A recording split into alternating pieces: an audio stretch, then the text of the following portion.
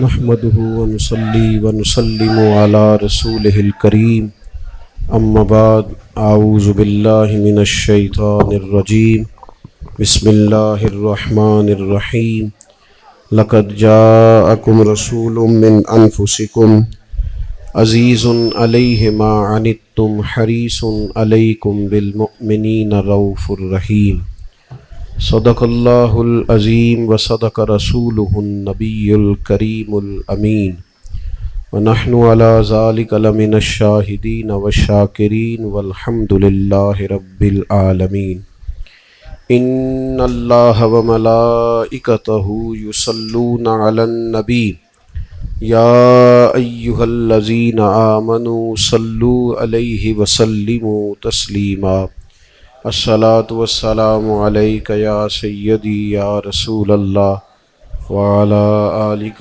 واصحابک یا حبیب اللہ۔ سارے حضرات درود شریف پڑھیے۔ الصلاۃ والسلام علیک یا نبی اللہ وعلی آلک واصحابک یا حبیب اللہ۔ تمام تعریفیں حمد و ثنا اللہ تعالیٰ جل جلالہ کے لیے، درود و سلام نبی اکرم نور مجسم شفیع معظم آقا کل ختم رسول دانا سبل احمد مجتبیٰ جناب حضرت محمد مصطفیٰ صلی اللہ تعالیٰ علیہ وسلم کی ذات والا صفات کے لیے حمد و صلات کے بعد عالی مرتبت قابل احترام حضرات علماء کرام، مشائخ، سادات، دوستوں، بزرگوں اور بھائیوں، اللہ تعالیٰ کے فضل اور توفیق سے آج اس خوبصورت محفل پاک میں ہم سب حاضر ہیں۔ اللہ تعالیٰ اخلاص کی توفیق عطا فرمائے۔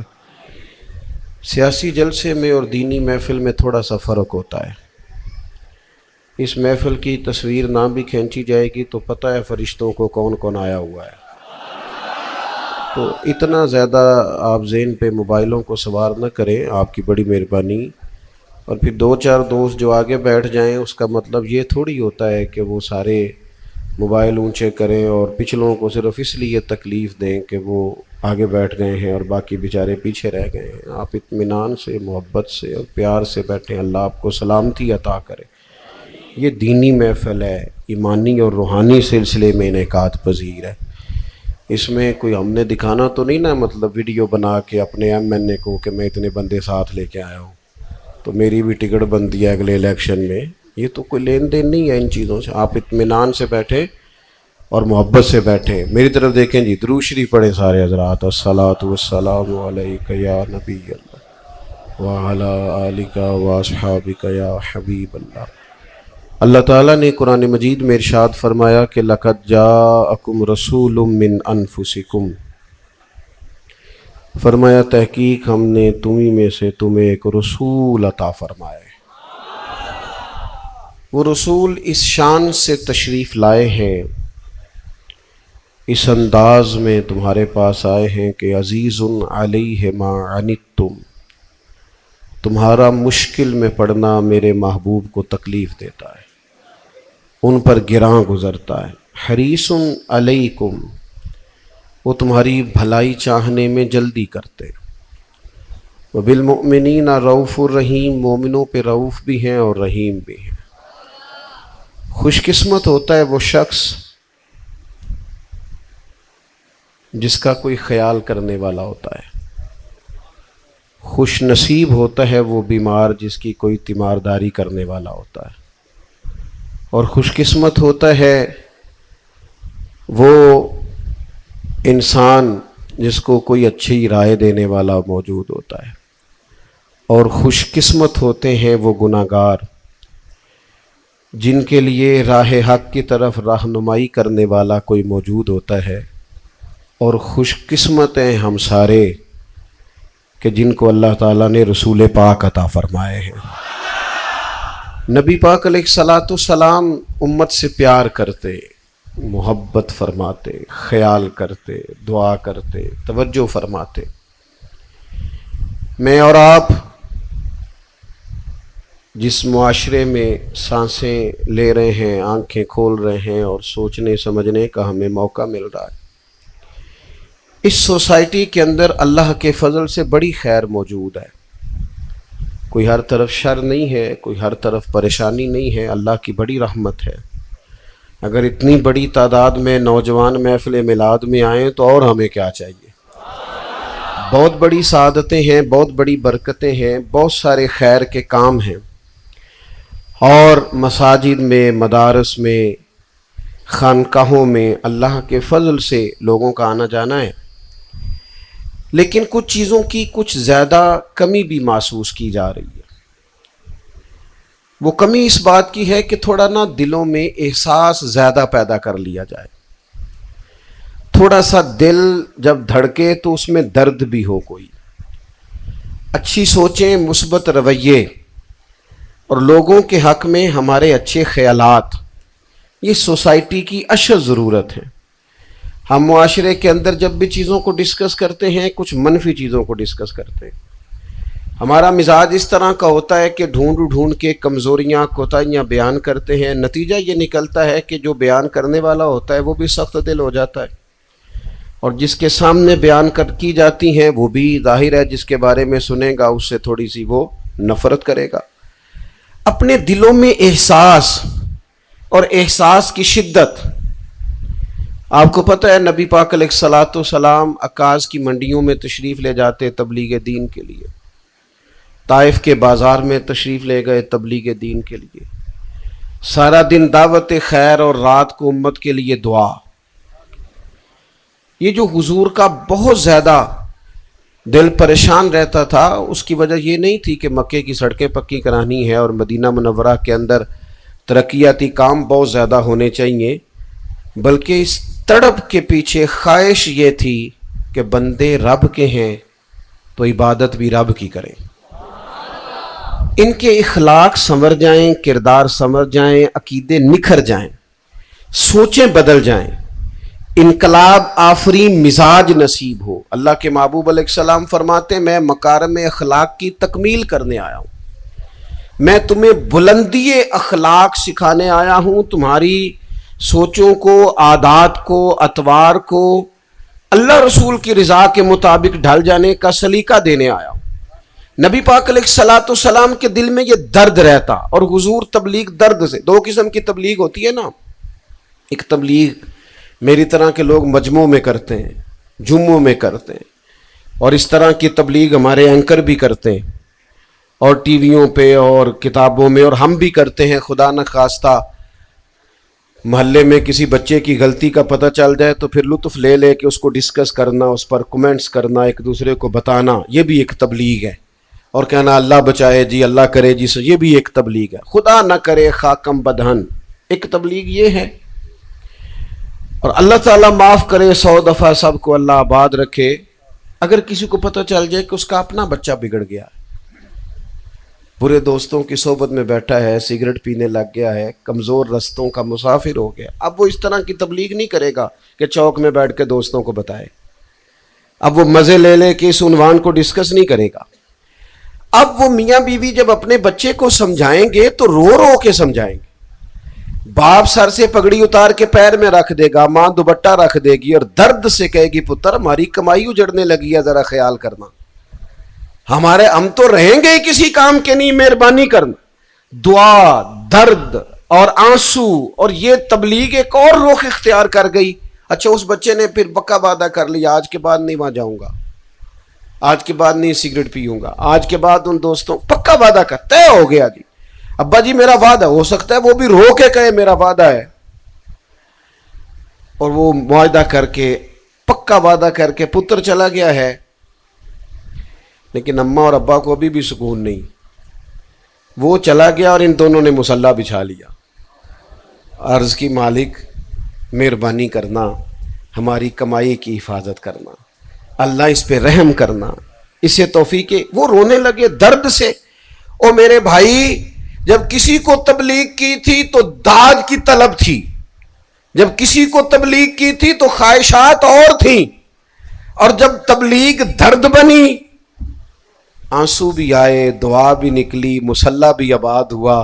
بلا مثال و بلا تشبیہ سمجھانے کے لیے عرض کرتا ہوں، رسول رحمت جب امت کے لیے تبلیغ کرتے تھے تو اس سے کہیں بڑھ کر درد کا اظہار فرماتے، صبح سے شام تک حضور نکلتے. اللہ کا قرآن کہتا ہے طٰہ ما انزلنا علیک القرآن لتشقی. محبوب اس لیے قرآن مجید نازل تو نہیں کیا تھا، آپ تو مشقت میں پڑ گئے.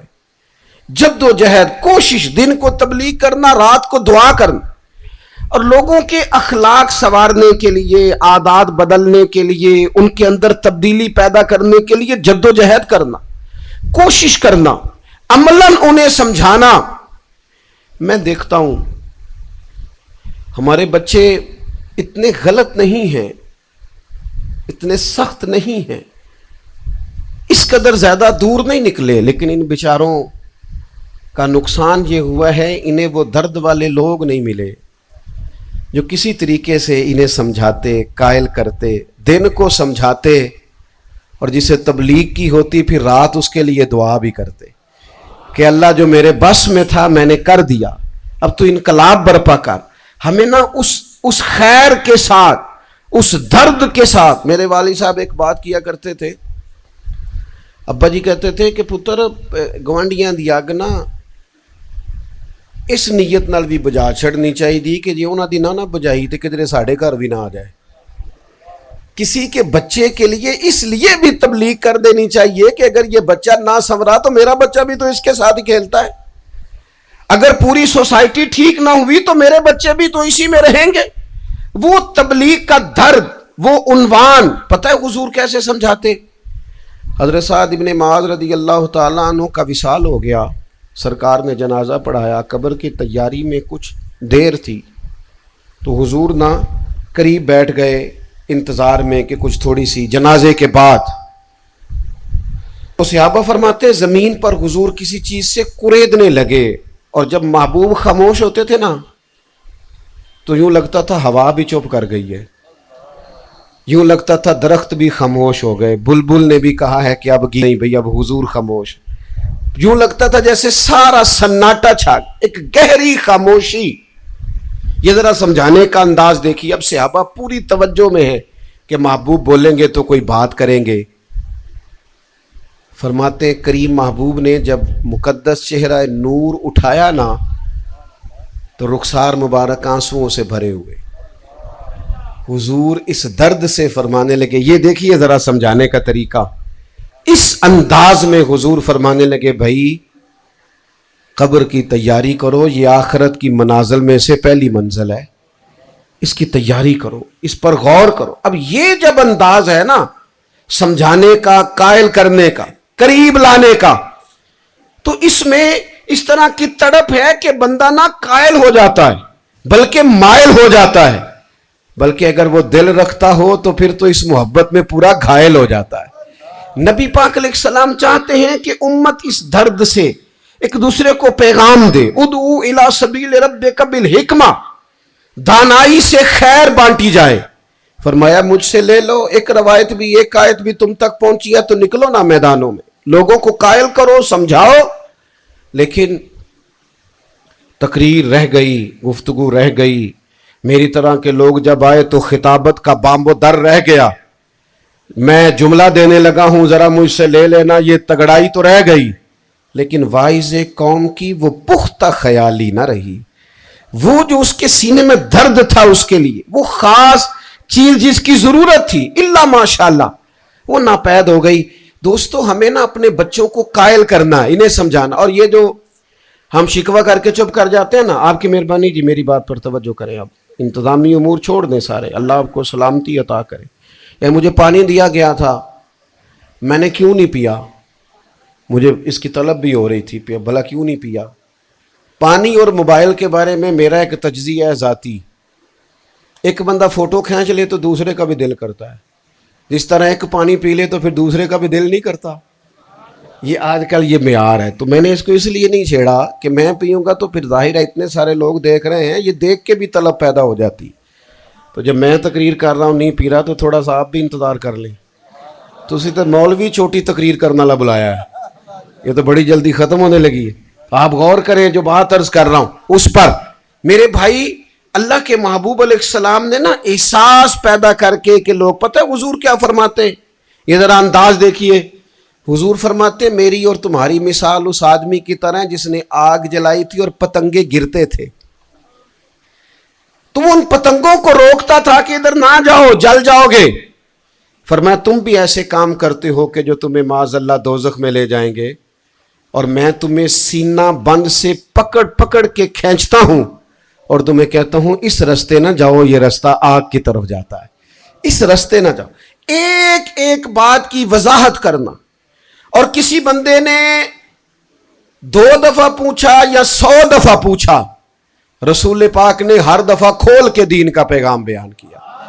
अच्छा, फिर हुजूर को इजाजत मिल गई, इन्नल्लज़ीना कफरू सवाउन अलैहिम आ अनज़रतहुम अम लम तुनज़िरहुम ला युमिनून। बेशक महबूब जिनकी किस्मत में कुफर है, आप उन्हें डराएं ना डराएं उन पर बराबर है, वो ईमान नहीं लाएंगे। तो मुफस्सिरीन ने लिखा है महबूब ने जब अल्लाह ने इजाजत दे दी कि उन पर बराबर है, डराए ना डराएं, ये पक्के काफिर है, इनकी किस्मत में कुफर है, इन्होंने अपने दिलों पर गुनाह कर करके मोहरे लगवा लिया, ये नहीं मानेंगे, इजाजत मिल गई डराए ना डराएं। लेकिन नबी पाक ने उन्हें डराना नहीं छोड़ा। महबूब अलैहिस्सलातु सलाम ने गोया फरमाया कि मुझे चूंकि अल्लाह ने रोका नहीं, कहा है डराए चाहे, तो मैं डराता ही रहूंगा, मैं समझाता रहूंगा। मेरे अजीज, एक तो थोड़ा सा ना ये छोड़ दे, मौलवी सही बात नहीं बताते, तो मौलवी तो बेचारा सिर्फ इतना मुतालबा करता है कि तुसी जुमे वाले दिन आ टाइम ना जाया करो, इससे ज्यादा तो बेचारा मुतालबा ही नहीं करता। वो तो हर जुमे सिर्फ इतना कहता है कि वक्त पे आ जाओ, लेकिन उसके लिए भी गुंजाइश नहीं, उसके लिए भी टाइम नहीं, सारे लेट हो जाते, अल्लाह जाने कैसे लेट हो जाते हैं, और आखिरी 15 मिनट में सारे ही आ जाते हैं, पता नहीं कैसे आ जाते हैं, भी अल्लाह बेहतर जानता है। सारी चीजें ही बड़ी समझने के काबिल हैं। जो अर्ज कर रहा हूं, उस मौलवी साहब सही बात नहीं बता रहे, फलाना सही बात नहीं बता रहा, तो भाई आपको पता है नबी पाक ने कुछ ड्यूटियां माँ बाप की भी लगाई हैं। हुजूर ने फरमाया अपनी औलाद को अपने नबी की मोहब्बत माँ बाप ने सिखानी है, अपनी औलाद को हुजूर की औलाद पाक की मोहब्बत माँ बाप सिखाएंगे, इन्हें कुरान बाप माँ बाप सिखाएंगे, तिलावत कुरान। अपने बच्चों की तरबियत पर, उनकी ज़हन की सतह पर सवाल उभरते, हम क्या करते हैं, चुप करा देते हैं, डांट कर चुप करा देते हैं, हमारा बच्चा हमारा दोस्त ही नहीं, वो किसी और पर एतमाद करते, हम पर तो करता ही नहीं। अगर वो हम पर एतमाद करे, हमारा दोस्त हो, तो उसकी ज़हन की सतह पर जो सवाल उभरे सबसे पहले अपने वालिद से पूछे और बाप उसकी तसल्ली कराए। एक बात आपको अर्ज करने लगा हूं, आपको लुत्फ देगी।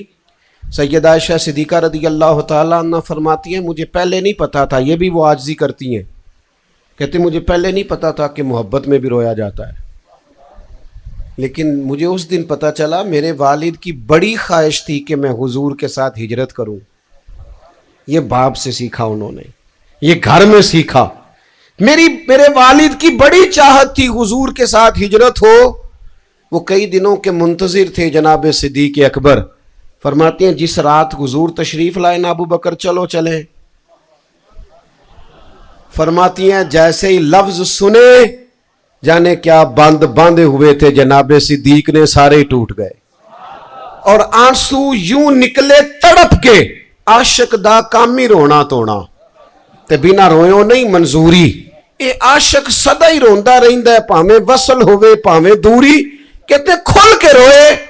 और जब वो रो रहे थे तो फिर मुझे समझ आई मोहब्बत में भी रोया जाता है, करम नवाजी पर भी। ये कहां से सीखा? घर से।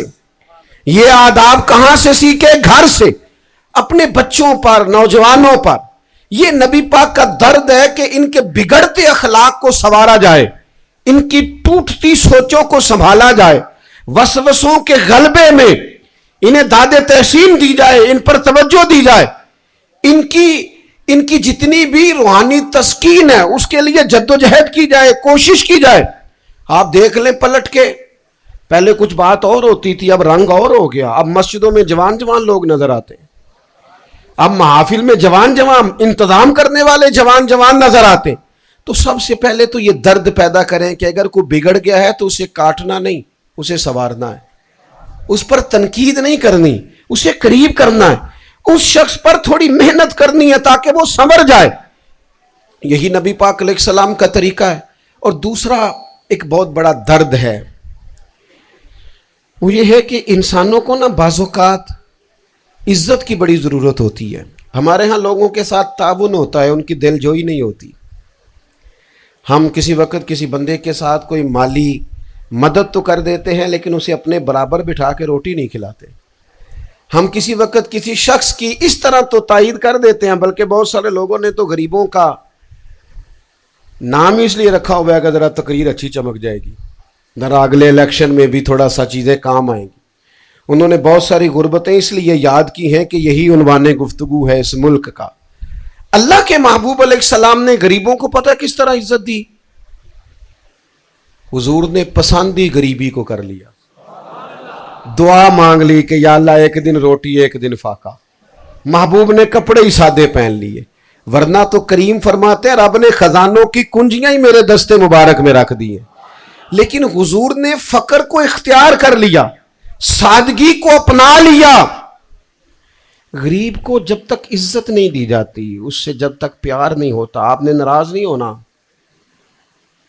غریب بھی نہیں غریب کو عزت دیتا، وہ بھی چاہتا ہے کسی تگڑے کو دوست بناؤں. میں نے شاید پہلے بھی عرض کیا تھا، میرے کلاس فیلو ملنے گیا میں تو ایک سابقہ وزیر اعلیٰ کے ساتھ اس نے فوٹو کھنچوا کے تو اپنے ڈرائنگ روم میں لگائی ہوئی تھی. تو ہم کیوں کمزور ہوں بھی ایسی حرکتیں کر کے؟ تو وہ میرا چونکہ اس سے تھوڑا سا بے تکلفانہ انداز تھا تو میں کہ یار نمبر تے ملائی نال گل کرنی ہے.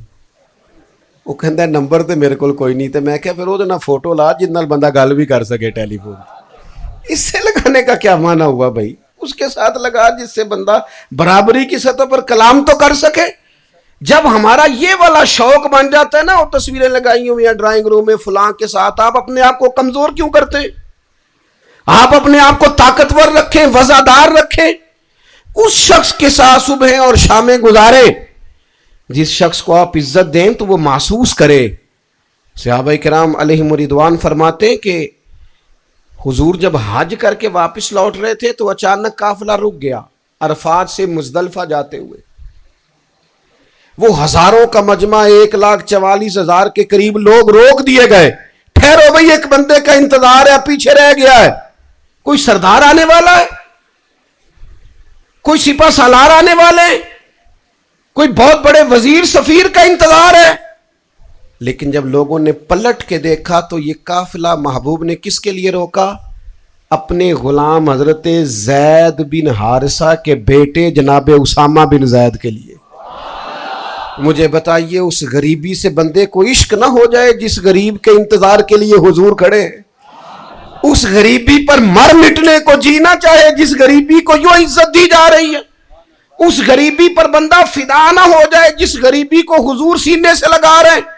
جب تک ہم عزت والا باب نہیں کھولتے اپنی زندگی میں، پیار والا باب، میں نے کئی دفعہ کہا ہے، کہتا رہتا ہوں پھر کہتا ہوں، یہاں نا میلاد کی محفلوں میں بھی لوگ دیکھ لیتے ہیں کہ 1.5 لاکھ روپیہ کنے تعاون کیتا ہے، وہ صدارت کرا لئیے. وہ بھی جس کو 35 سال ہو گئے فجر کی اذان پڑھتے، اس کا اتنا بھی حق نہیں کہ محفل میلاد کی صدارت کر لے. جس کو 30 سال ہو گئے مسجد میں روز جھاڑو دیتے ہوئے امام سے بھی پہلے آ جاتا ہے، اس کا حق نہیں بنتا تھا کہ اسے میلاد میں اونچی کرسی پہ بٹھایا جائے. لیکن یہ والا کام بھی ان کے کھاتے میں آ گیا جن کی جیبوں میں نوٹ زیادہ تھے. الہی تیرے سادہ دل بندے کدھر جائیں؟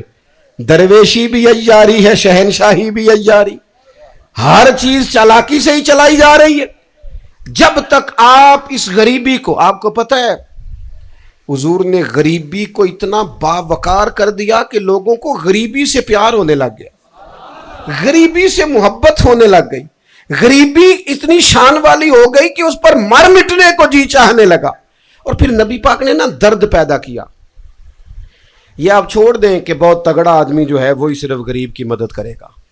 میں عرض کروں گا 4 غریب مل کے 1/5 کی روٹی نکال لیں اپنی جیب سے، اس کا خرچ نکال لیں، آپس میں ایک دوسرے کا احساس مضبوط کریں. قرآن مجید نے ان لوگوں کی تعریف کی ہے جن کو بڑی ضرورت ہوتی تھی پھر بھی دوسرے پر خیرات کر دیتے. نبی پاک علیہ الصلوۃ والسلام جانتے ہیں، حضور کو خبر ہے کہ مال حضرت عثمان غنی رضی اللہ تعالیٰ عنہ کو اللہ نے بڑی وسعت کے ساتھ اپنے فضل سے عطا کیا. کریم جانتے ہیں کہ جناب عبد الرحمن ابن عوف کے گھر میں سینکڑوں لوگ بھی بھیج دیے جائیں تو کھانا کھلا دیا جائے گا. لیکن بخاری مسلم ہمیں بتاتی ہے کہ رات کو مہمان آیا، حضور نے نظر ڈال کے کہا کون کھانا کھلائے گا مہمان کو؟ بندہ وہ کھڑا ہوا جس کے گھر میں صرف ایک رات کا کھانا تھا، ایک رات کا فقط کھانا، اور وہ بھی بچوں کے لیے۔ اپنی بھوک بندہ سہ سکتا ہے، بچوں کی نہیں برداشت ہوتی، ایک وقت کا کھانا وہ بھی بچوں کا۔ یہ جذبہ دیکھو، یہ درد دیکھو، یہ احساس دیکھو۔ اس نے کھڑے ہو کے کہا یا رسول اللہ میں لے کے جاؤں گا بندہ روٹی کھلانے۔ اب یہ ذرا انداز دیکھنا، وہ لے گئے اور جا کے اپنی اہلیہ سے کہنے لگے میں مہمان لے آیا ہوں، اور پرونا وہ ہے جسے حضور نے بھیجا ہے۔ تو ہنڈیا کی صورتحال کیا ہے؟ سنیے جناب، اللہ جزا دے، سنیں جی، ہنڈیا کی ترتیب کیا ہے، کھانا کیا؟ تو کہنے لگے صرف بچوں کا ہے، مالاں والے سخی نہیں ہوندے تے سخیاں کول مال نہیں ہوندا، ایتھے اوتھے دومی جہانی سخی کنگال نہیں ہوندا، بچوں کے لیے کھانا ہے۔ اب یہ باپ کہہ رہا ہے بچوں کی ماں سے کہ بچوں کو نا کسی طریقے سے بہلا کے سلا دے۔ مانا کیا ہے؟ بھوکا ہی سلا دے۔ کہا ٹھیک ہے سلا دیتی ہوں۔ وہ بیوی نے بھی کوئی ایموشنل بات نہیں کی کہ میں بال پکے سوا دیا، آپ کی سخاوت کرتے، آپ کون سی سخاوت کر رہے ہیں جہاں بچوں؟ انہوں نے کہا بالکل ٹھیک، بچے سلا دیے بہلا کے۔ اب وہ صحابی کہنے لگے چونکہ مہمان کے ساتھ بیٹھ کے روٹی کھانی ہے، تو جب میں کھانا کھانے بیٹھ جاؤں نا تو دیا ٹھیک کرنے کے بہانے بجھا دینا، کیونکہ کھانا ایک بندے کا ہے، میں برابر ہاتھ ہلاتا رہوں گا، مہمان کھاتا رہے گا، اس کا خیال ہوگا یہ بھی کھا رہے ہیں۔ سنو نا غریب دوستو، سنو نا، او دوستو سنو نا، صحابی نے نا لائٹ چراغ گل کرا دیا۔ مانا کیا ہے؟ غریبیاں بتائی نہیں جاتی، غریبیاں تو چھپائی جاتی ہیں۔ یہ تو اللہ رسول سے راز ہوتا ہے بندے کا، کسی کو بتا کے کیا کو دے جاتا ہے؟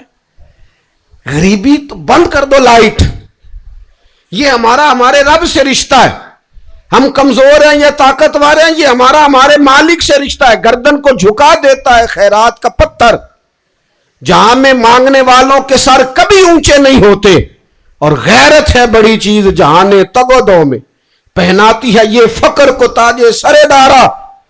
کہا تو بجھا دینا، میں روٹی کھاتا رہوں گا۔ انہوں نے نا دیا گل کر کے مہمان کو کھانا کھلایا، کسی کو پتہ نہیں چلنے دیا، اندھیرے میں نیکی کی، کوئی فوٹو نہیں آئی، کوئی سٹیٹس نہیں لگا، کوئی بات نہیں بنی، کوئی کسی کو پتہ نہیں چلا۔ لیکن سویرے جب در رسول پہ حاضر ہوئے نا تو جو نیکی دیا بجھا کے کی تھی، کریم فرمانے لگے تیرا رات والا عمل اللہ کو بھی بڑا پسند آیا، اللہ کے رسول کو بھی بڑا پسند آیا۔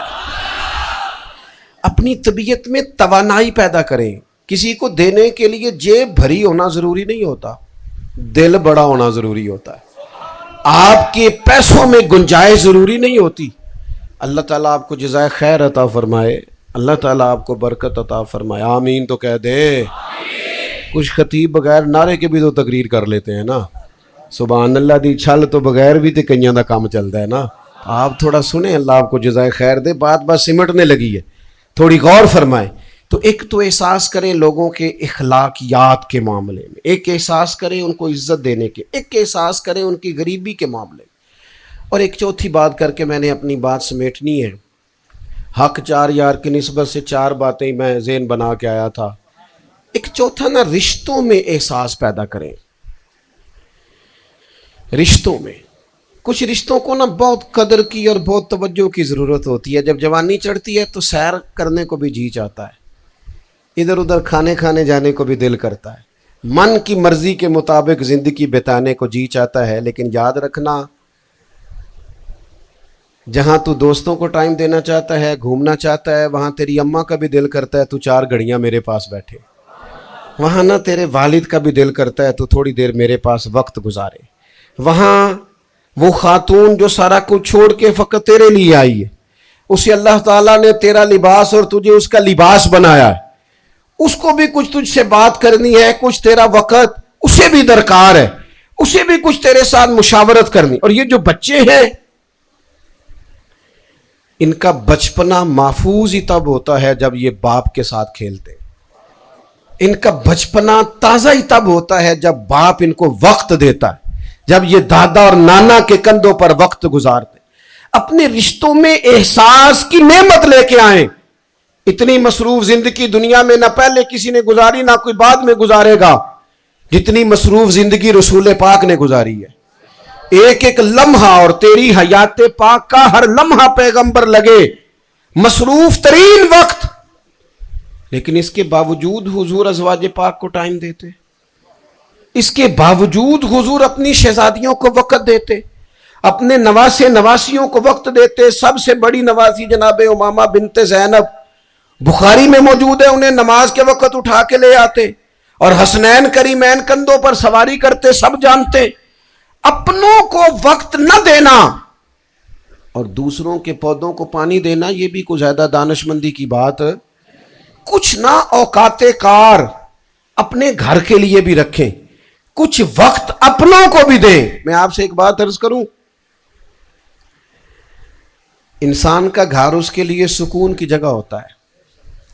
ہم دنیا میں گھومتے ہیں تو بہت سارے لوگ بڑی محبت اور بڑے اخلاص سے کہتے ہیں اتنی دور سے ہیں، رات رہ جائیں پھر سفر کریں گے. تو میں پھر بعض دوستوں سے کہہ دیا کرتا ہوں کہ یار جو سکون کی نیند اپنے کمرے میں آتی ہے نا، وہ چاہے جتنا مرضی بھی، انسان کی طبیعت ہوتی ہے نا، وہ اپنے گھر میں اپنے آپ کو ذرا ایزی محسوس کرتا ہے. وہ یار اپنا گھر سکون کی جگہ ہوتا ہے.